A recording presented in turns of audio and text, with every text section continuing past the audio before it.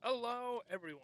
Welcome to Webtoon Book Club, the series where I talk about stories that I've read off of the webcomic website, Webtoon. Today's story is Devil Number 4. So, our story begins with a girl named Hana, where she just lives her mundane, normal life. That's slowly eroding and going downhill as she continuously runs into a strings of bad luck. Her pants get ripped, she falls into a puddle, her clothes get ruined, and just all around everything bad. By the time she finally gets home, she just wants to disappear. Which then brings in our other main character, Devil Number 4. He wants to make a deal with her. Unfortunately, she wants absolutely nothing. Not nothing to do with him, she just wants nothing. And he continuously pesters her more and more to try and get anything out of her, and she's just not taking it. She doesn't want anything. So, but he doesn't give up. He keeps at it, even though all of his colleagues are continuously telling him this is pointless. But he doesn't care. He's just going to keep going. Mainly because all the rest of them can shut up because he's their superior. So, what he tries to do is show her what he can do. Well, she agrees to that, and she still wants nothing. But she needs a job, so he buys a coffee shop and gives her a job, along with a guy friend of hers.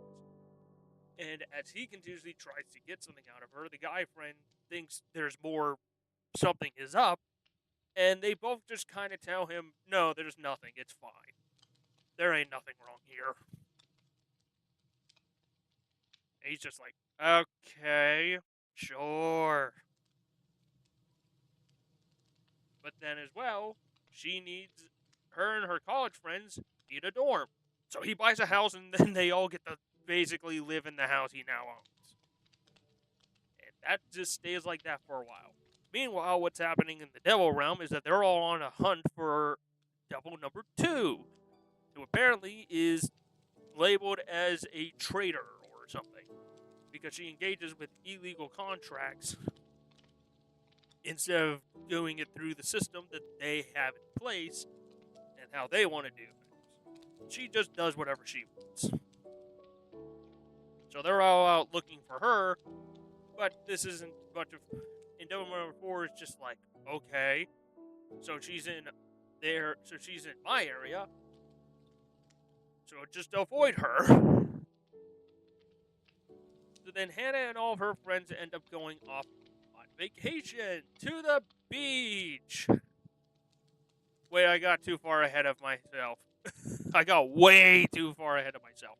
Okay, eventually Hana does want something, and that's for him to stay with her. That's all she wants. She just wants company. She just wants somebody to stay with her. Of course, he denies that at first because she's drunk and he wants, and well, you know, he's a devil. Why should he care? No, he's going to be a little bit more honorable with her. Wait until she sobers up.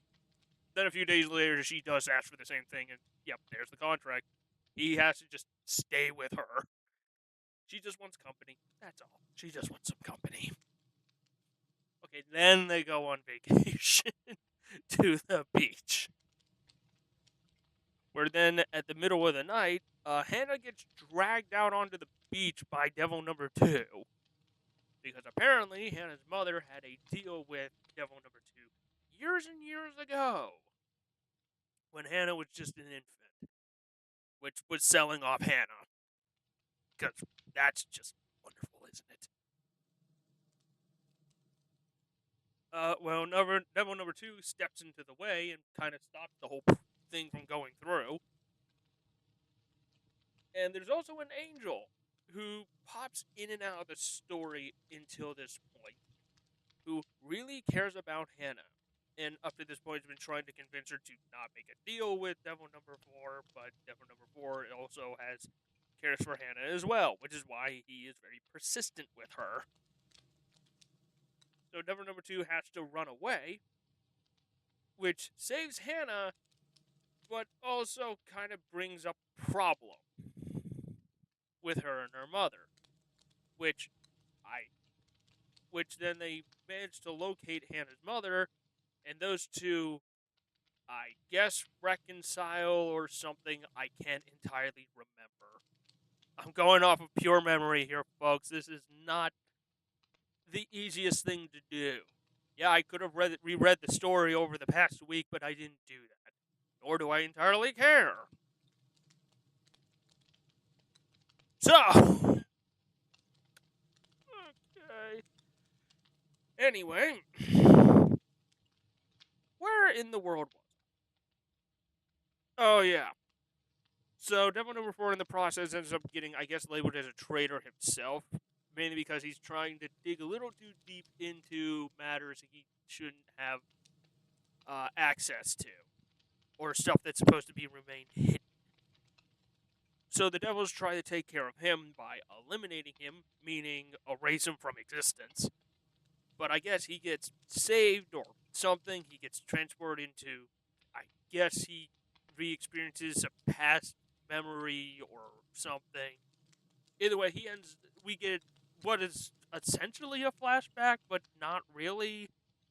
It's very confusing. But what we find is that he's interacted with Hannah's past life before, one of Hannah's past lives before. And she was the keeper of an altar, or, yeah, of a shrine, where she was praying for rain day in and day out because they were like on month 5 in a drought, or it's been years in a drought or something like that. And he's just like, why are you doing this? This is very pointless, and you're not going to get anything out of it. But she, being the stubborn person that she is, keeps up with it and just keeps doing it. Until eventually it turns out, because the villagers all turn against her, and she meets kind of a tragic end. And he kind of feels very regretful about that. But apparently, somehow, some way, his memories got blocked, which is why they wanted him gone in the first place, because he was kind of digging into matters that they needed to keep him forgetting. But he ended up remembering them anyway, which then he comes back to Earth in the modern times 5 years later, as he wakes up in a library with Hana finding him on the floor. And those two just kind of leave off where they were before, but now it's not as seemingly creepy, even though he's an unaging immortal being, and she's just a human. Regardless, the angel, on the other hand, I guess took up a job in the coffee shop. But what was supposed to happen was Hana was supposed to not remember Devil Number 4, and the angel was supposed to erase her memory. But because it's the angel that cares very much for Hana, has been looking after her, and kind of going against her duties, because in the world of the angels in this story, they're not entirely supposed to care for humans, or at least they're not supposed to get emotionally attached. Their job is to simply steer them away from the devils, and that's it. What humans do with the rest of their lives, they could care less. But not this one. She cares a lot, and will always care. Because God in this story is, I guess, a selfish prick, or is just not caring. He's not very good at, being a all-seeing overlord or something of that regard. It's not a good God. Let's just go with that. So we get to see into Devil Number 2's background, where apparently she was the right hand of God before, but she didn't really agree with how things were being ran, and tried to kill God, which failed, and got her relegated as a devil. And now the right hand is a angel named Peace, who also isn't a big fan of what God's doing. Oh boy. And he just wants to live his life with his devil friend or partner or whatever that relationship is. It's very weird. Also, that devil tries to form an alliance of devils that just want to live their lives how they want. Which doesn't end well because they all end up getting caught in a fire. Literally the day after they decide, yeah, this is what we're going to do. Nope. Also, Peach just wants to be left alone to write his books. That's all. He just wants to write his stories. Where Hana apparently works at the publisher that handles publishing those stories. Because, of course, everything is connected here. She's a major catalyst in this whole thing. Because they need her to sign another contract, or at least her soul is kind of locked. It's kind of locked in limbo. So they need her to sign another contract that would kind of end her, but it would save Devil number 4. Which, of course, Devil number 4 is against having her end her life and thus her existence for him. But she cares too much for him. And he signs the contract anyway. But don't worry, God saved her soul and they put her in another limbo space. But God also wants her to abandon Devil number 4 so he can be finally taken out. And she's completely against this. So she runs away from God and goes to save Devil number 4. Where I keep losing my place. Right. I'm skipping over a lot, as a lot of the second half of this story is basically the angels trying to come after Hana and Devil number 4, and so are the devils, and God just not running things how some of the angels would prefer to have things being done.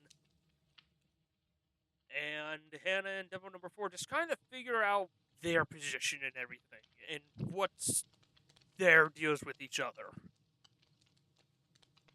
So what ends up going down is Devil number 2 then goes to kill God, but God is overpowering her.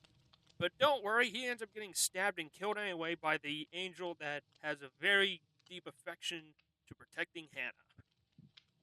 So God is now dead, and the angels are free to do as they want for the time being, as apparently God will eventually come back, but we just don't know when.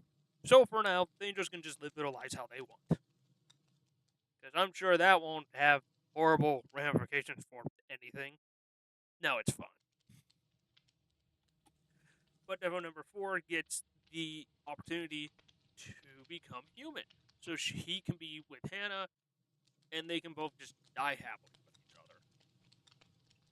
So he takes that offer up, and it puts him into a coma, which lasts for 10 years. So when he wakes up and finds out that it's been 10 years, Hana has been beside him the whole time, never leaving his side and always waiting for the day that he wakes up.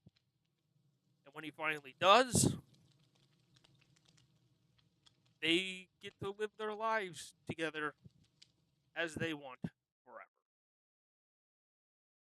And the story has some epilogue, but I think I'm going to leave it for the people who want to read the story. That, and I don't remember how they went. I drastically shortened this telling because there's quite a lot, but it usually ended up with me rambling, so I kind of resulted with this. And if you can kind of tell, this story is an absolute roller coaster. It is just completely insane. As it goes from, oh yeah, standard calm, here's an idea, okay, how's this gonna go, and what the heck is happening now? Wait, why? And okay, new characters are introduced, and they're this. Okay, this is a good story. I do highly recommend it, but it is an absolute trip. It's just a complete wild ride. You don't know what way it's gonna take you. You don't know how it's gonna go. It's just something very interesting. And I realized at this point I haven't been telling the author's names. But to an end,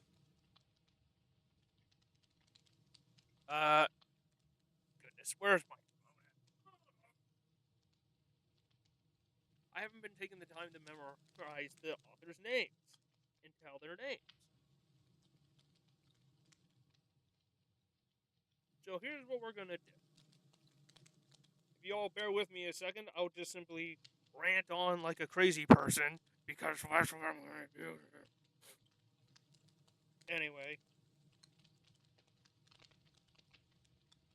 But this was, overall, this was Devil Number 4 by Jang Jin and Woombi. Okay. Marked as supernatural. Well, that's not entirely wrong. But I don't know. I don't know if supernatural really defines what this is. This is less supernatural and more like a crazy romance comedy. And it really is. But with that, that is Devil Number 4. Check out the description for the list of stories down below and pick which one is your favorite that you would like to see me cover next time. But with that, this is Webtoon Comic. This is Webtoon Book Club. And I will see you all next week. Goodbye.